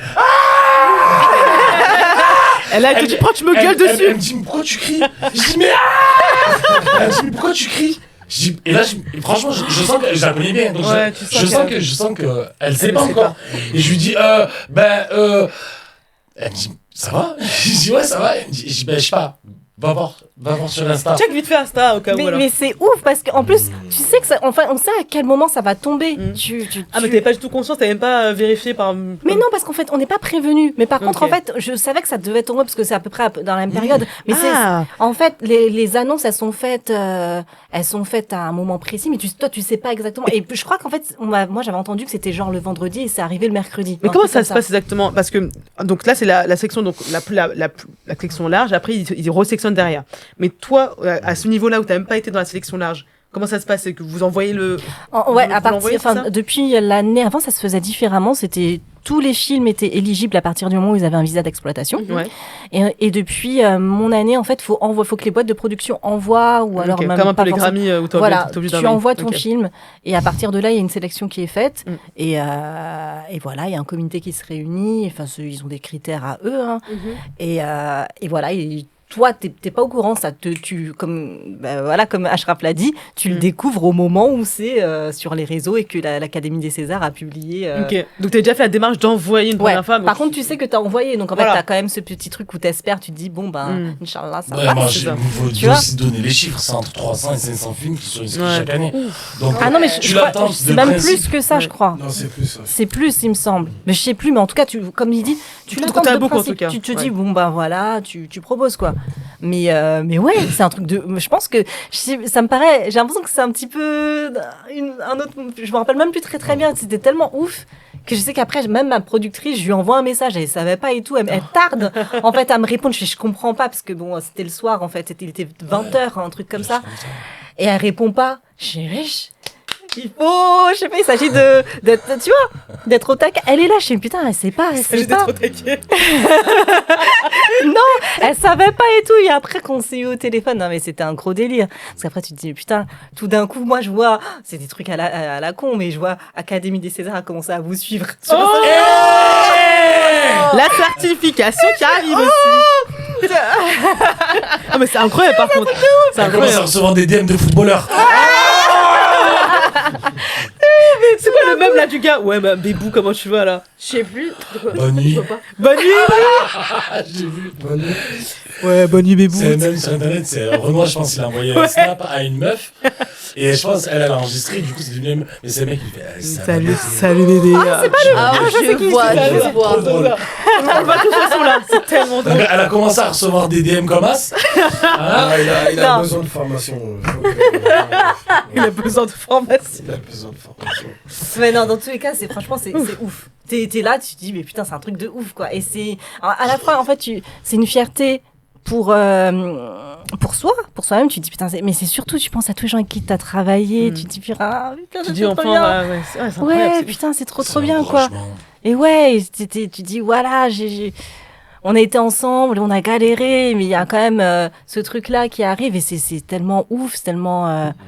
Ouais, t'as de la gratitude, mais moi, j'étais en mode, waouh, putain. Et après, du coup, cette première sélection, tu peux nous le raconter? C'est-à-dire après ce qui se passe une fois qu'on est sélectionné, tu pars en campagne. Ok. Et c'est ça le truc en fait. Ce qui, moi je me suis heurtée à une réalité, c'est que bon, j'étais là en mode, bon bah César, il faut voter. Mais c'est pas n'importe qui vote pour les Césars. Ce sont les membres de l'Académie des Césars. Et donc ça, c'est pas mon entourage direct, on va dire ça comme ça. Ah bon? Non mais proche, voilà. On va dire. Mais bon. Ouais. Et du coup, en fait, ouais, tu pars un petit peu en campagne. Donc en fait, t'envoies des trucs de com, des mails de com à tous les concernés. Okay, ouais. Que tu connais, c'est la boîte de prod qui s'en charge. Moi, j'ai fait des vidéos et bon, après, ça servira peut-être à ceux qui prochainement seront au César. Et voilà, moi, j'ai fait des vidéos. Je me disais, ok, je vais parler de mon parcours, etc., machin chouette, Mais le truc qui se passe, c'est que les gens qui ont vu mes vidéos, c'est mes amis, c'est ma famille. Ils étaient là, ouais, Enrica. C'est pas eux qui votent. Comment ils ont cru que c'était l'énergie ma mère, grave. Ma mère, on vote comment, Chacha? C'est quoi le numéro 5818? C'est comment? Et tu vois, on peut voter par SMS? grave. Et là, tu te dis, mais non, mais en fait, il faut trouver les gens en fait qui votent et machin. Bref, c'est ça. Donc en fait, t'as plein de personnes qui étaient là en mode, qui voulaient me donner la force. Genre, je recevais des messages en mode, Enrica, on est avec toi. Dis-moi, on doit faire quoi? En vrai, faut parler du film. Ouais. Mais voilà quoi, c'est assez... parler du film, c'est bien, mais il faut que ça arrive jusqu'aux oreilles des concernés. Et ça, c'est encore autre chose. Ok. Ça, c'est un conseil, si jamais, on le sert pour vous d'ailleurs, si vous voulez me lancer là-dedans. Ouais, vous atteignez cette position de prestige quand même, parce que c'est les Césars, donc c'est pas non plus mais quand même il y a quand même ce truc là où tu te dis c'est des gens que tu ne connais pas qui ont eu ton travail, qui l'ont apprécié. Tu vois, parmi plein de gens, justement ça m'est arrivé il y a pas longtemps, Marie peut être témoin, il y a pas longtemps j'ai envoyé un scénario et pareil, bon j'ai pas été prise au final, mais j'ai été présélectionnée dans un concours, ils avaient 500, 400 trucs qui avaient été envoyés l'année où ça s'est fait. Il y a eu 400, puis ensuite il y a eu une sélection de 60, puis après ils en sélectionnent que 4. Donc je suis allée à Lille pour faire la demi-finale et tout, un truc européen. Bravo. Non mais non, j'étais hyper fière. Alors, en plus j'avais envoyé un truc vraiment un truc nul pour le coup, pas nul, mais j'avais retravaillé ma copie ensuite et je me suis dit putain, ils l'ont très sélectionné alors que c'est pas ouf en soi. Mais ouais, même à cette petite échelle là, tu vois, tant par d'échelle mais même à cette petite échelle là, tu vois, j'étais en punaise, c'est trop bien quoi, on va tout d'échelle. Mais franchement, c'est un truc de ouf. Chaque victoire, mais franchement, moi chaque prix, parce qu'on a eu ce film là, franchement, j'ai galéré pour le faire, mais j'ai tellement d'amour pour lui. Après, il a ses défauts, hein. Encore une fois, un film, on se dit c'est subjectif, hein. Ça touche une personne et ça va pas toucher une autre. Il y a des gens qui vont dire c'est boring, il se passe rien, et d'autres personnes qui vont dire putain ça m'a grave touché. Mais ce film là, clairement, à chaque étape, gratitude. Pas que ce film là en fait, pour chaque film, mais vraiment là il y a eu au-delà des Césars, parce qu'on parle beaucoup des Césars, mais il y a des prix qui m'ont touché, ou même pas seulement des prix, des rencontres en festival de personnes qui sont venues me voir et qui m'ont dit voilà, merci pour ce film, il m'a touché pour telle ou telle raison. Et je me dis putain, ouais.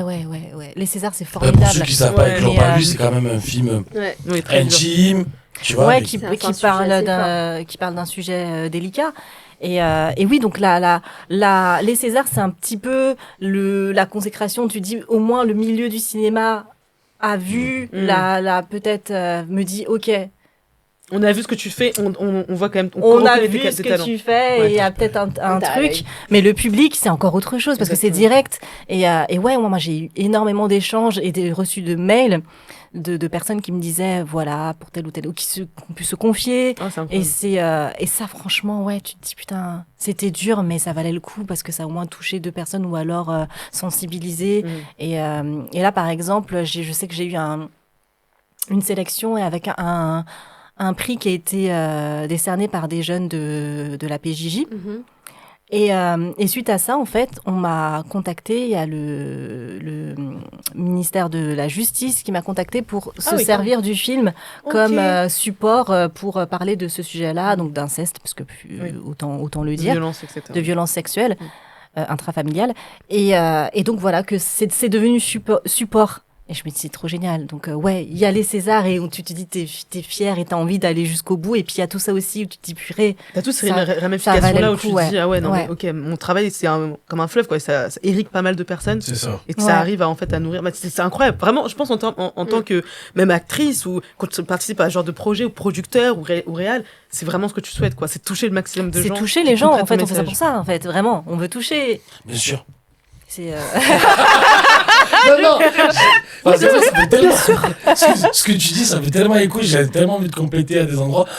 Moi, je dis franchement, c'est trop dur. Ces games-là, c'est trop dur. Si on le faisait que pour soi, on le ferait pas. Ouais. On le fait, c'est pour faire, pour divertir les gens, pour et pas que.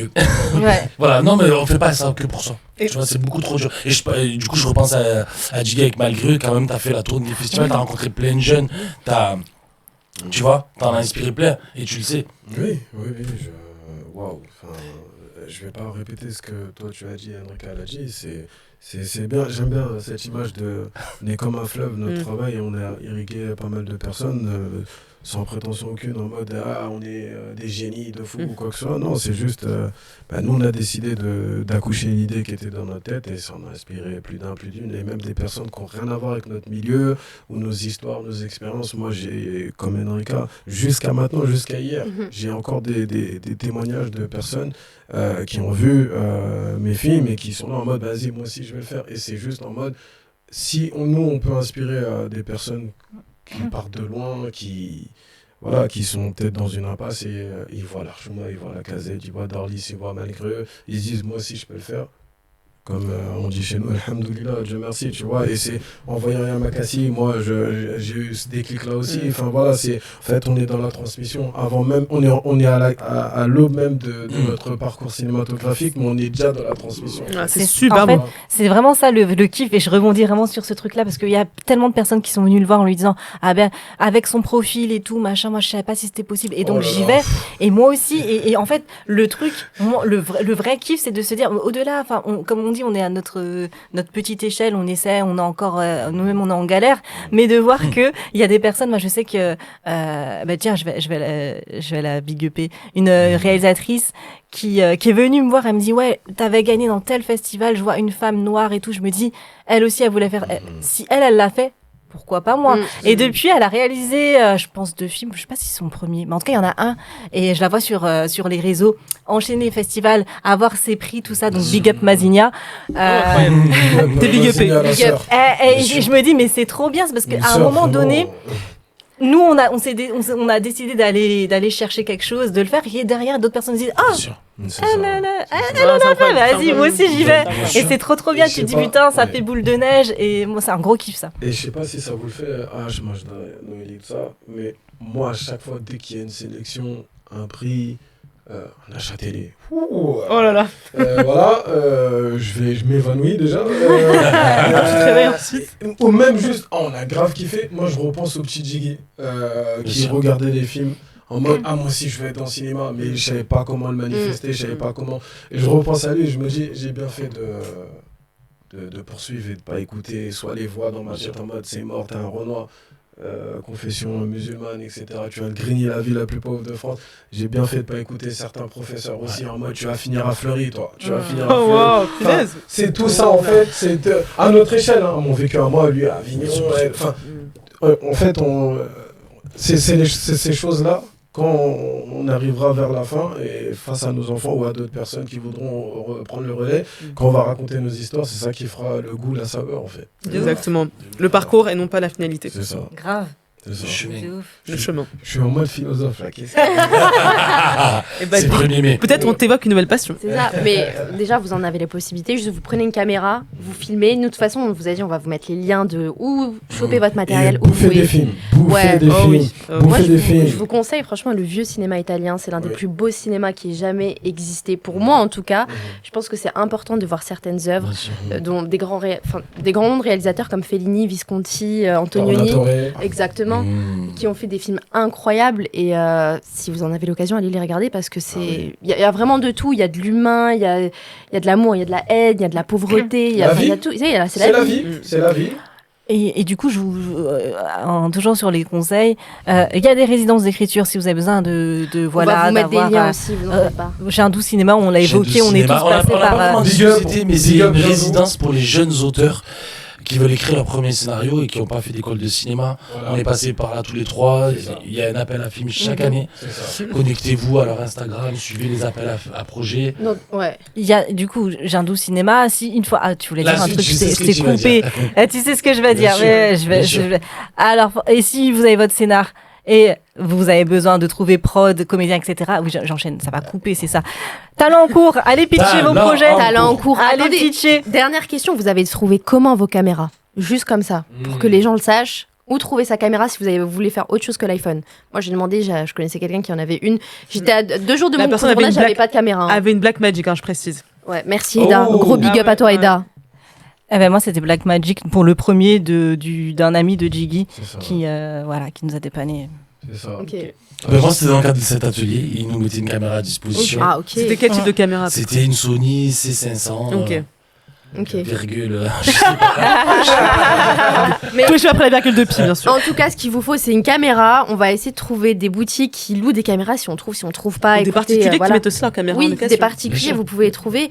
Et aussi les boutiques qui, pour le son et la caméra, c'est le plus important, qui louent le son, qui louent des micros, qui louent des perches. Et puis vous prenez des gens qui sont déter, quelqu'un qui peut vous faire la perche. Vous allez avec eux et puis la personne qui vous loue ça, elle va vous expliquer comment faire. Vous avez la caméra, vous avez le son, vous pouvez déjà faire quelque chose. Et les tutos sur YouTube, vous pouvez en trouver partout, même sur les pages Insta des personnes concernées.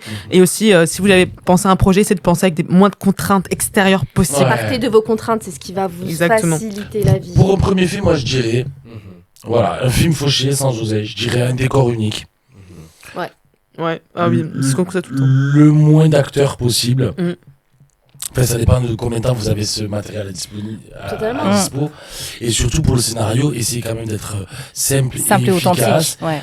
Tout en étant authentique et éviter les sous-intrigues.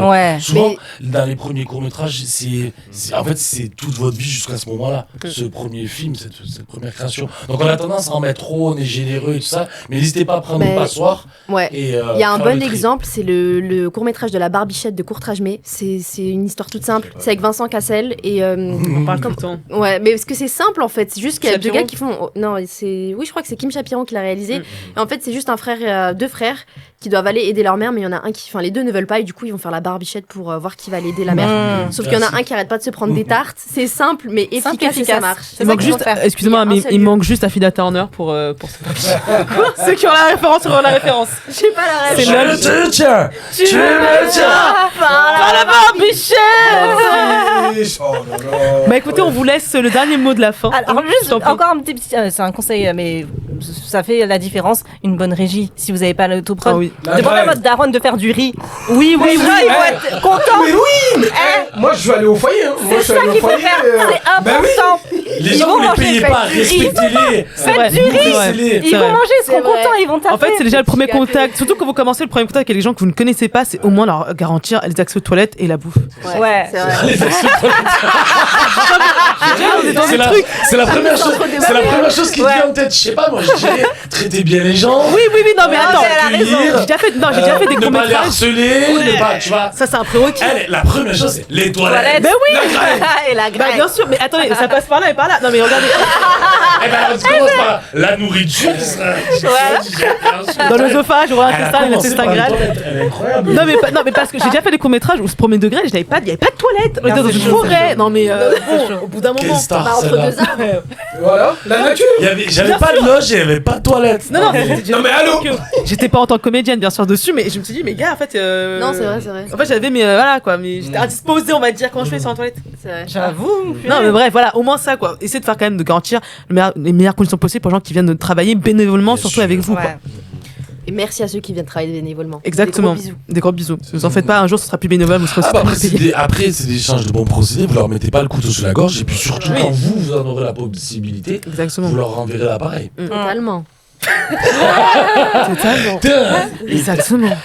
Elle s'est sentie forcée là, elle était forcée totalement. C'est plus le même émission là. Toi t'es ce genre-là de go qui pense les gens et quand ils te demandent un service. Non, tu vois. Non, Voilà. pas du tout, ça Parce va que. pas. Aïe. Non, mais vous pouvez demander à mes acteurs et tout, je les ai bien traités. D'ailleurs, gros big up à Salim et à Mike, je vous aime. Alors, on vous laisse le mot de la fin, du coup, si jamais vous voulez adresser quelque chose pour nos futurs auditeurs. Ben, moi, pour ceux qui veulent faire, qui ont envie de faire des films, je dirais que quand on voit un peu, c'est pas vrai, mais si vous en avez la possibilité et que vous en avez l'envie, ça vaut le coup d'essayer.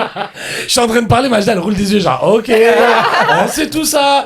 Ben, ça fait toujours du bien de l'entendre. Franchement, c'est un long process. Je roule pas des yeux, c'est moi j'ai une tête de peste. Parfois, c'est elle qui me dit, mais c'est pas du tout. Je roule pas des yeux, ça va pas. Je reprends. Non, je disais que même si vous doutez, même si c'est galère, même s'il faut retourner tout Paname ou peu importe où que tu sois, ça vaut le coup. Au bout du compte, ça vaut le coup parce que quand c'est une émotion, quand tu arrives au bout de quelque chose, c'est une émotion et de la montrer sur grand écran. Eh ben, ça vaut la peine de passer par tous ces chemins. C'est ça. Et puis surtout, l'appétit vient en mangeant, vous allez en faire un forcément, vous allez faire des boulettes. Et du coup, de ces boulettes, vous allez essayer de faire mieux la prochaine fois. Mais la prochaine fois, vous allez faire aussi d'autres boulettes. Donc, tu vois, et ça vaut le coup. Voilà. Exact. Non, vas-y. Enrica ? Non, moi je dirais Buvez de l'eau. Buvez de l'eau, mangez du riz. Après la difficulté, la facilité. Voilà. Ouais. Non, il y a trop de choses à dire, mais on va être court. La passion. La patience. C'est bateau, mais la passion, la patience, la détermination. Personne pourra faire le taf à votre place. Exactement. Donc respectez votre rêve.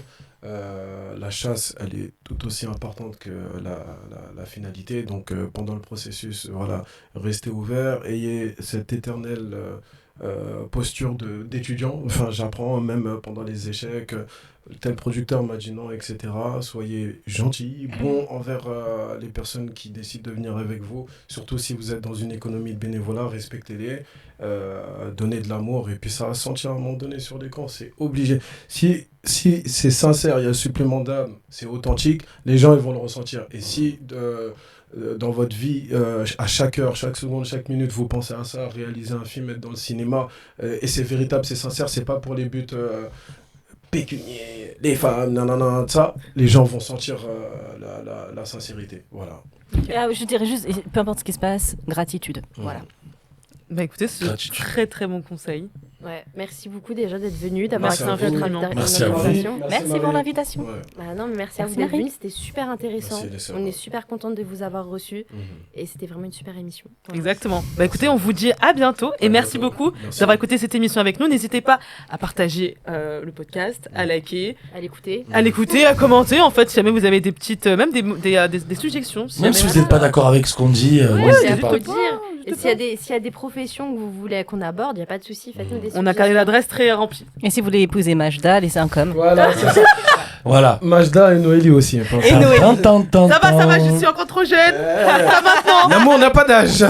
Majda est disponible. Hein. Ouais. I like si t'aimes Majda. Merci beaucoup. Merci beaucoup. Merci. Au revoir. Blessing. Je vais couper mon chou.